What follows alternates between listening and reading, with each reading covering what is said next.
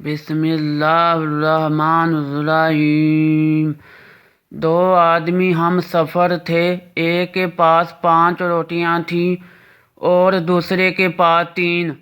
کھانے کا وقت آیا تو راستے میں ایک جگہ دونوں ٹھہرے اور وہ روٹیاں اکٹھی کر کے دونوں مل کر کھانے کو بیٹھ گئے۔ اتنے میں ایک تیسرا شخص بھی آ گیا۔ انہوں نے اس سے کہا، آؤ بھائی، کھانا حاضر ہے۔ اس شخص نے یہ دعوت قبول کر لی اور وہ بھی ان کے ساتھ کھانے میں شریک ہو گیا اور پھر تینوں نے مل کر وہ روٹیاں کھائیں۔ کھانا کھا لینے کے بعد وہ تیسرا شخص 8 روپے ان کو دے گیا اور کہہ گیا کہ آپس میں بانٹ لینا۔ چنانچہ جب وہ دونوں ان 8 روپوں کو بانٹنے لگے تو 5 روٹی والے نے کہا کہ میری 5 روٹیاں تھیں، میں 5 روپے لیتا ہوں، اور تیری 3 روٹیاں تھیں، تو 3 لے لے۔ 3 روٹی والا کہنے لگا، ایسا ہرگز نہ ہوگا، بلکہ یہ آدھے روپے تیرے اور آدھے میرے۔ ہم دونوں نے مل کر روٹی کھائی ہے، اس لیے دونوں کا حصہ بھی برابر ہوگا۔ دونوں میں تکرار بڑھ گئی اور پھر دونوں اپنے اس جھگڑے کا فیصلہ کرانے حضرت علی رضی اللہ عنہ کی عدالت میں پہنچے۔ حضرت علی رضی اللہ عنہ نے سارا قصہ سن کر 3 روٹی والے سے فرمایا کہ تمہیں اگر 3 روپے ملتے ہیں تو 3 ہی لے لو، تمہارا فائدہ اسی میں ہے، ورنہ اگر حساب کر کے لوگے تو تمہارے حصے میں صرف 1 روپیہ آتا ہے۔ وہ حیران ہو کر بولا، 1 روپیہ بھلا یہ کس طرح ہو سکتا ہے؟ مجھے یہ حساب سمجھا دیجیے، میں ہی 1 ہی لے لوں گا۔ حضرت علی رضی اللہ عنہ نے فرمایا، اچھا تو سنو، تمہاری 3 روٹیاں تھیں اور اس تمہارے ساتھی کی 5 روٹیاں تھیں، کل 8 روٹیاں ہوئیں، اور تم کھانے والے 3 تھے، تو ان 8 روٹیوں کے 3 ٹکڑے کرو تو 24 ٹکڑے بنتے ہیں۔ اب ان 24 ٹکڑوں کو 3 کھانے والوں پر تقسیم کرو تو 8 ٹکڑے سب کے حصے میں آئے، یعنی تینوں نے 8 ٹکڑے کھائے، 8 تم نے، 8 تمہارے ساتھی نے اور 8 تمہارے مہمان نے۔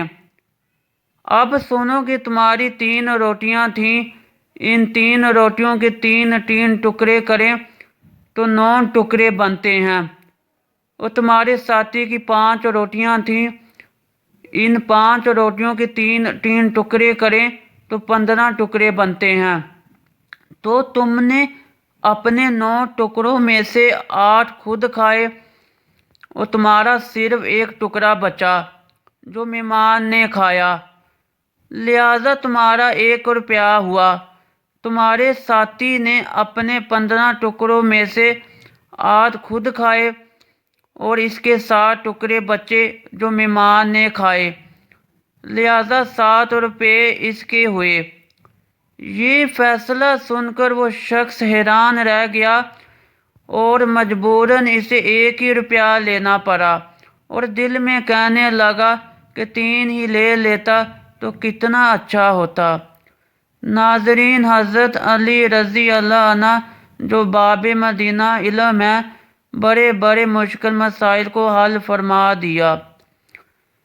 اسی طرح کا ایک اور واقعہ حضرت علی رضی اللہ عنہ کا ہے، جس سے آپ کو حضرت علی رضی اللہ عنہ کے علم کی گہرائی کا اندازہ ہوگا کہ تورات کے ایک عالم نے جس کا نام مضر تھا، ایک مرتبہ حضرت علی رضی اللہ عنہ سے پوچھا کہ میرے چند سوالوں کو جواب دیجیے۔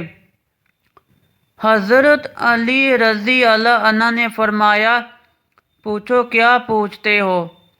اس نے پوچھا، بتائیے، وہ کون سا مرد ہے جس کا نہ باپ ہے نہ ماں ہے، اور وہ کون سی عورت ہے جس کا نہ باپ ہے نہ ماں وہ کون سا مرد ہے جس کی ماں تو ہے لیکن باپ نہیں؟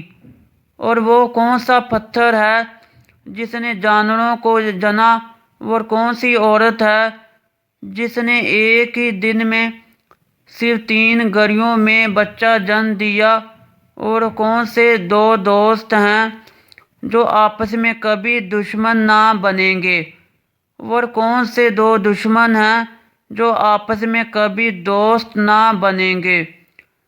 حضرت علی رضی اللہ عنہ نے فرمایا، لو اب سنو، وہ مرد جس کا نہ باپ ہے نہ ماں، وہ حضرت آدم علیہ السلام ہے، اور وہ عورت جس کا نہ باپ ہے نہ ماں، وہ حوا علیہ السلام ہے، اور وہ مرد جس کی ماں ہے لیکن باپ نہیں، وہ حضرت عیسیٰ علیہ السلام ہے، اور وہ پتھر جس نے جانور جنا ہے وہ پتھر ہے جس سے حضرت صالح علیہ السلام کی اونٹنی پیدا ہوئی، اور وہ عورت جس نے ایک ہی دن میں 3 گھڑیوں میں بچہ جنا وہ مریم علیہ السلام ہے، جن کو ایک گھڑی میں حمل ٹھہر گیا اور دوسری گھڑی میں درد ضیاء پیدا ہوئی اور تیسری گھڑی میں حضرت عیسیٰ علیہ السلام پیدا ہو گئے۔ اور وہ دوست جو کبھی آپس میں دشمن نہ بنیں گے وہ جسم اور روح ہے، اور وہ 2 دشمن جو کبھی آپس میں دوست نہ بنیں گے وہ موت اور حیات ہے۔ مرد نے سن کر کہا، واقعی علی تم نے صحیح جواب دیے، اور واقعی تم باب مدینہ تو علم ہو۔ مدینہ تو علم کے باب کے علم سے پتہ چلتا ہے کہ مدینہ تو علم صلی اللہ علیہ وآلہ وسلم میں کوئی ایسی شے نہیں جو نہ ہو۔ اللہ تعالی ہمیں ایسی توفیق عطا فرمائے اور ہمیں آخرت کی تیاری کرنے کی توفیق عطا فرمائے، آمین۔